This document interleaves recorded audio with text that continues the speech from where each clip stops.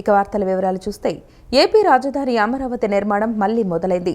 తుళ్లూరు మండలం రాయపూడి దగ్గర రాజధాని నిర్మాణ పనులను సీఎం చంద్రబాబు పునఃప్రారంభించారు. అక్కడి రాజధాని ప్రాంత అభివృద్ధి సంస్థ భవనానికి పూజలు చేశారు. ఆ తర్వాత భవనంలో కలియదిరిగారు. అక్కడి అధికారులను రాజధాని నిర్మాణంపై వివరాలు అడిగి తెలుసుకున్నారు.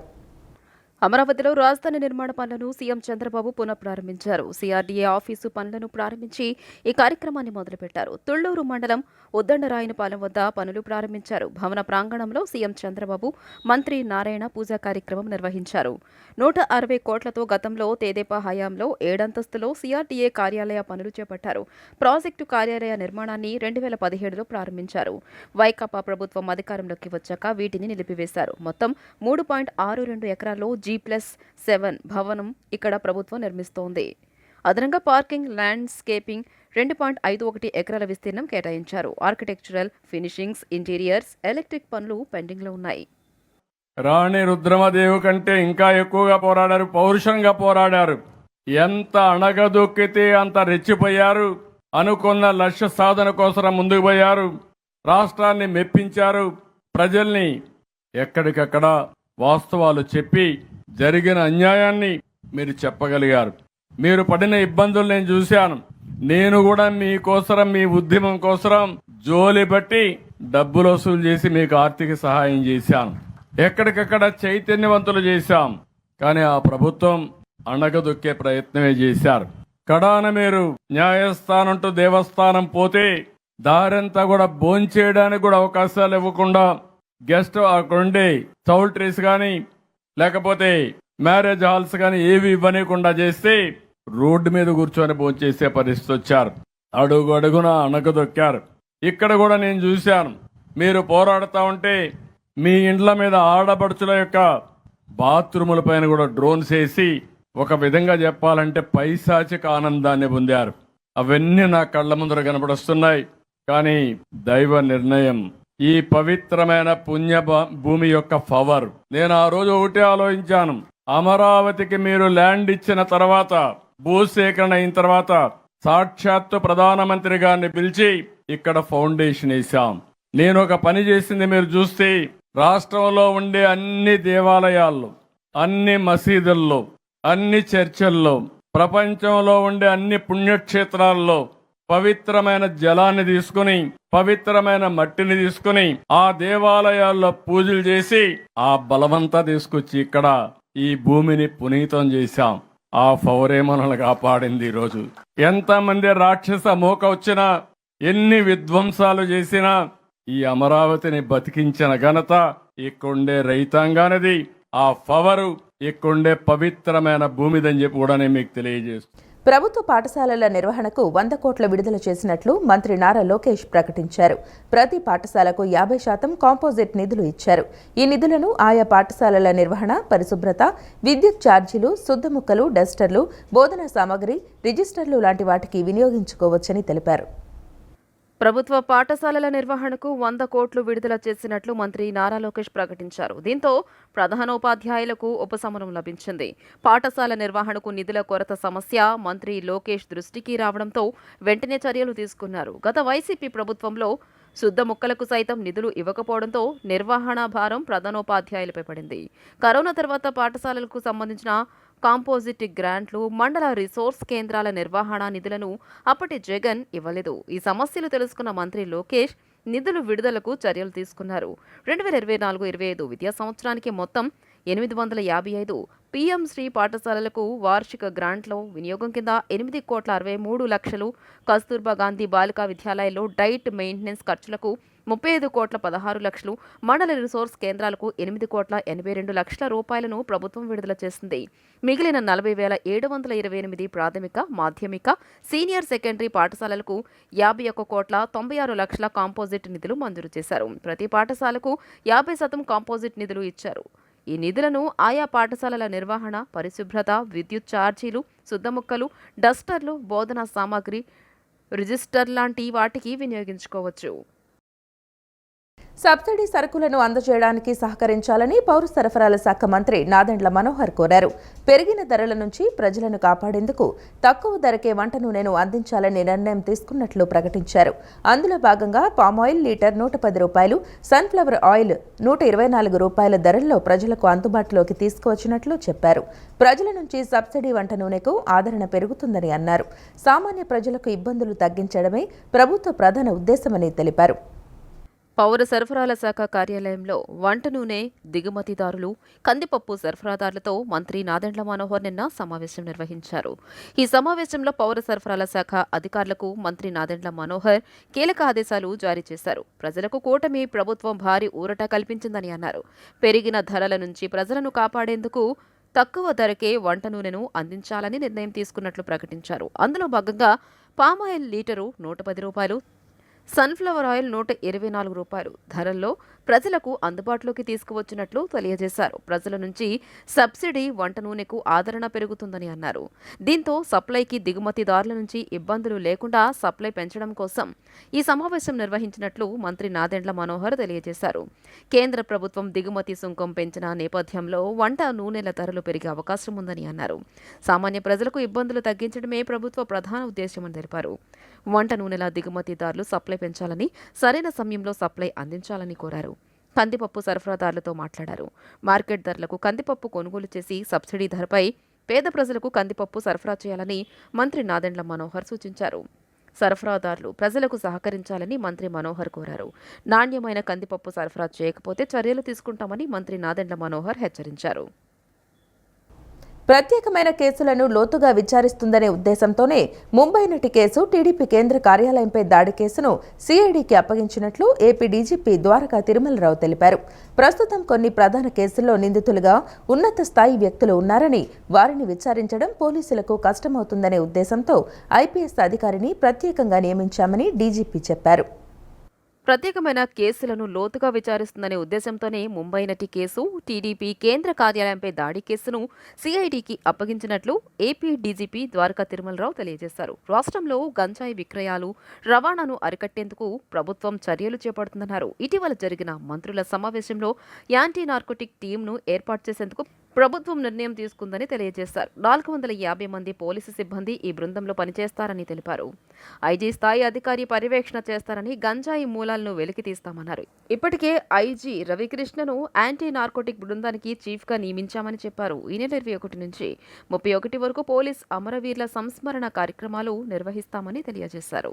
మేము పూర్తి మనోధైర్యంతోనూ మాకేది ఉన్నటి దుర్బలత కానీ, అనుమానాలు కానీ, భయాలు కానీ ఏమి లేవు. పోలీస్ నిర్వహణలో గట్టిగా ఉద్యోగం చేయడానికి, సమర్థవంతంగా చట్ట ప్రకారం న్యాయంగా పనిచేయడానికి అందరూ సిద్ధంగా ఉన్నారని మొత్తం శాఖ తరపున నేను మీకు ఖచ్చితంగా మాట ఇవ్వగలను.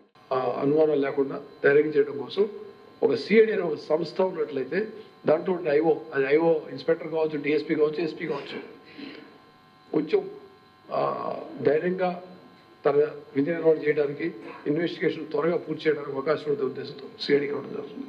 సిఐడి అనేది it's a premier investigating agency of the state of Andhra Pradesh. ఎప్పుడు కూడా డిఫికల్ట్ కేసులు వాళ్ళకి ఇబ్బంది జరుగుతుంది. అది ఏ కేసు అని కావచ్చు, దానికి అగ్రిగోల్డ్ కేసు కావచ్చు, ఇంకోటి కావచ్చు. లోకల్ పోలీసు అనేకమైనటువంటి విధుల్లో ఉండి ఇది నెగ్లెక్ట్ అవ్వకుండా దీనికి ఫోకస్డ్ ఇన్వెస్టిగేషన్ ఉండాలనిపిస్తే ఇబ్బంది జరుగుతుంది. అక్కడేమి ఐఓ స్థాయి తగ్గిపోయింది కాదు, ఇంకేదని కాదు. సిఐడికి వేరే పని ఉండదు కదా, వారికి పొందవలసి ఉండవు కదా, ఒకటే పని కదా ఇన్వెస్టిగేషన్ చేయడం. అందుకని రాష్ట్ర ప్రజలను విద్యుత్ పేరుతో దోపిడీ చేసేందుకు కూటమి ప్రభుత్వం సిద్ధమైందని సిపిఎం రాష్ట్ర కమిటీ సభ్యులు దోనెపూడి కాశీనాథ్ అన్నారు. ట్రూ అప్ ఛార్జీల పేరుతో ప్రజలపై భారం మోపడం దుర్మార్గపు చర్య అని, విద్యుత్ భారం ఉపసంహరించకపోతే ప్రభుత్వానికి ప్రజలే బుద్ధి చెబుతారని హెచ్చరించారు.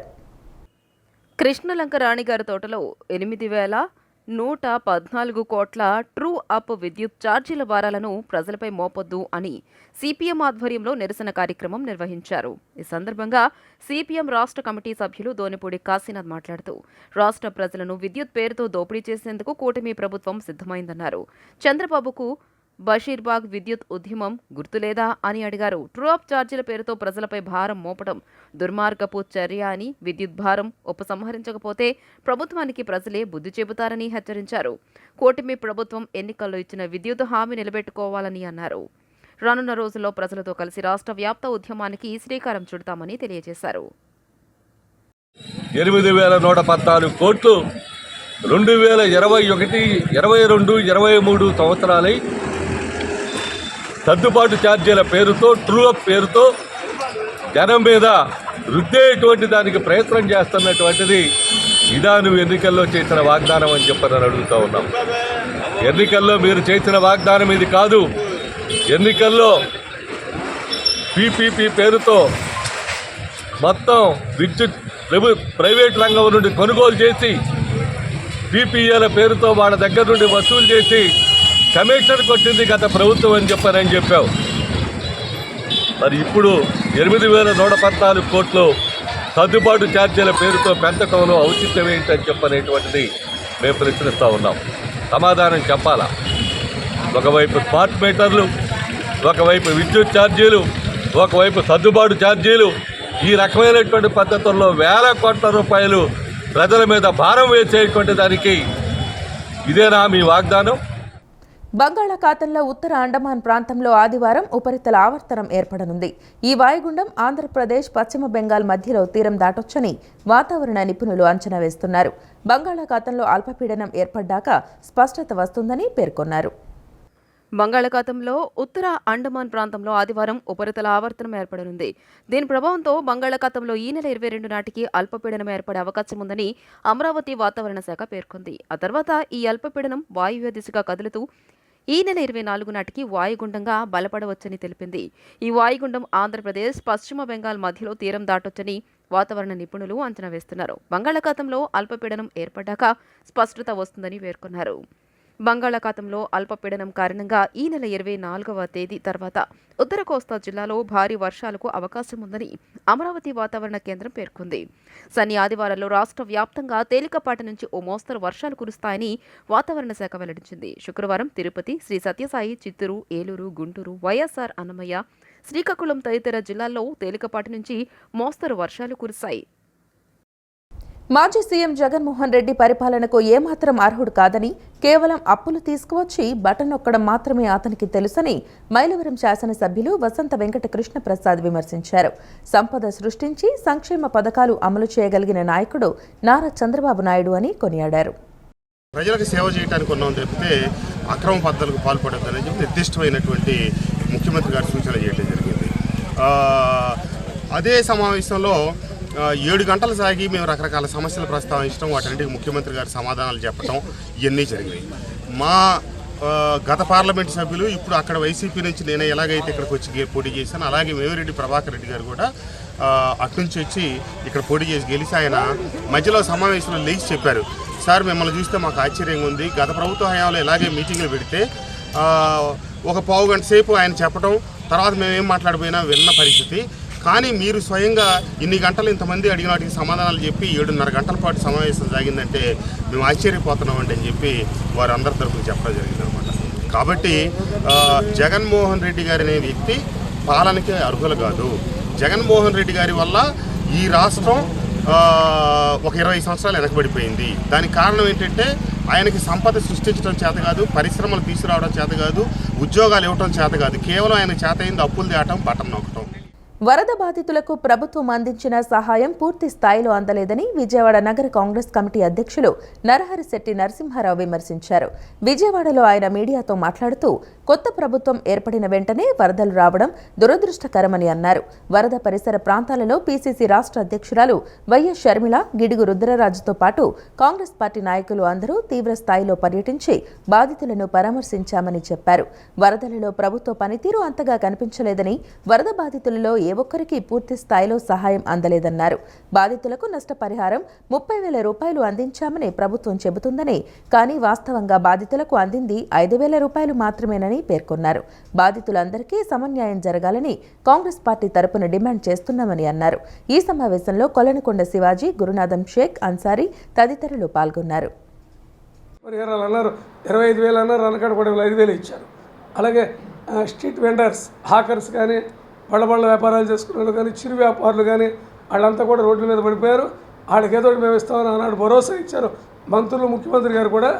ఇవాళ కూడా వాళ్ళకు కూడా దమిడి పైసా కూడా రాలే. ఇవాళ కూడా వారు కష్టాలు పడుతున్నారు. ఆర్థికంగా వాళ్ళు కుదేలైపోయారు. ఆ కుటుంబాలను ఆదుకోవాల్సిన నైతిక బాధ్యత వాళ్ళ రాష్ట్ర ప్రభుత్వం మీద ఉంది. వాళ్ళకి కేంద్రం నుంచి సహాయం వచ్చిందని చెబుతారు, అబ్బో బాగా ఆదుకున్నారు మోడీ గారు అని చెబుతారు రాష్ట్ర ముఖ్యమంత్రి గారు. అంత ఆదుకుంటే ఇక్కడ క్షేత్రస్థాయిలో మనం జరిగినటువంటి ఎన్టీఆర్ జిల్లాలో జరిగినటువంటి న్యాయాన్ని ఎందుకు త్వరితగతిన చేయలేకపోయారు. భారతదేశంలో కోయెడ్ డే కమ్ బోర్డింగ్ పాఠశాలల విభాగంలో 1500 పాయింట్లకు గాను 1183 పాయింట్లను స్కోర్ చేయడం ద్వారా ఢిల్లీ పబ్లిక్ స్కూల్ విజయవాడ ఆంధ్రప్రదేశ్లో మొదటి ర్యాంకును మరియు ఆల్ ఇండియాలో 17వ ర్యాంకును సాధించింది. ఆంధ్రప్రదేశ్లో 2014 నుండి మొదటి ర్యాంకును పొందుతున్న ఏకైక సంస్థ ఢిల్లీ పబ్లిక్ స్కూల్ విజయవాడ. ఈ సర్వేను ఎడ్యుకేషన్ వరల్డ్ సంస్థ నిర్వహించింది. ఈ అత్యుత్తమ విద్యా సంబంధ నైపుణ్యానికి పాఠశాల యొక్క నిబద్ధతను ప్రతిబింబించడమే కాకుండా ఉత్తేజపరిచే అభ్యాస వాతావరణాన్ని సృష్టించడం పట్ల విద్యార్థులు మరియు సిబ్బంది యొక్క అంకిత భావాన్ని కూడా ప్రదర్శిస్తుంది. కూటమి ప్రభుత్వం అధికారంలోకి రావడంతో బాధితులు ఊపిరి పీల్చుకుంటున్నారు. ఆ బాధితుల కోసం మంగళగిరిలోని టీడీపీ కార్యాలయంలో ఆ పార్టీ ప్రతిరోజు ఫిర్యాదులు స్వీకరిస్తున్నారు. టీడీపీ హయాంలో నిర్మించిన బాలికల వసతి గృహం ఐటీఐ కళాశాలకు 5 ఏళ్లుగా సిబ్బందిని కేటాయించకుండా మాజీ ఎమ్మెల్యే గోపిరెడ్డి శ్రీనివాసరెడ్డి అడ్డుకున్నారని నరసరావుపేటకు చెందిన పలువురు ముస్లింలు ఫిర్యాదు చేశారు. మంగళగిరిలోని టీడీపీ కార్యాలయంలో ఆ పార్టీ ప్రతిరోజు ఫిర్యాదులు స్వీకరిస్తున్నారు. అంతేకాకుండా చాలా సమస్యలను అప్పటికప్పుడే అధికారులకు ఫోన్లు చేసి పరిష్కరిస్తున్నారు. నిన్న పొలిట్ బ్యూరో సభ్యుడు వర్లరామయ్య, శాసనమండలి మాజీ చైర్మన్ ఎంఏ షరీఫ్ ఫిర్యాదులు స్వీకరించారు. తన పొలానికి వెళ్లడానికి మా భూముల్లోంచి దారి కావాలని వైఎస్ఆర్సీపీ మాజీ ఎమ్మెల్యే కొరముట్ల శ్రీనివాసులు అండతో ఆ పార్టీ నాయకుడు రాటకొండ సుబ్బారాయుడు తనను పోలీసులతో కొట్టించారని అన్నమయ్య జిల్లా చిట్వేలి మండలంలోని తిమ్మయ్యగారి పల్లెకు చెందిన హరిబాబుతో పాటు పలువురు గ్రామస్తులు టీడీపీ నేతలకు ఫిర్యాదు చేశారు. నాటి తహసీల్దార్తో పాటు పోలీసులు కూడా సుబ్బారాయునికే సహకరించారని, వారి ఒత్తిడితో గతంలో ఓ కుటుంబం సైతం ఆత్మహత్య చేసుకుందని వాపోయారు. బతుకు తెరువు కోసం ఊరు విడిచి వెళ్తే గ్రామంలోని తన 3.37 ఎకరాల భూమిని కబ్జా చేశారని ప్రకాశం జిల్లాలోని కోవిలంపాడుకు చెందిన లక్ష్మి అనే మహిళ వాపోయారు. టీడీపీ హయాంలో నిర్మించిన బాలికల వసతి గృహం ఐటీఐ కళాశాలకు 5 ఏళ్లుగా సిబ్బందిని కేటాయించకుండా మాజీ ఎమ్మెల్యే గోపిరెడ్డి శ్రీనివాసరెడ్డి అడ్డుకున్నారని నర్సారావుపేటకు చెందిన పలువురు ముస్లింలు ఫిర్యాదు చేశారు. రాష్ట్రంలో టైలరింగ్ వృత్తి దీనస్థితికి చేరుకుందని, తమను ఆదుకోవాలని టైలర్ ఫెడరేషన్ మాజీ చైర్మన్ స్వామి వినతిపత్రం అందజేశారు.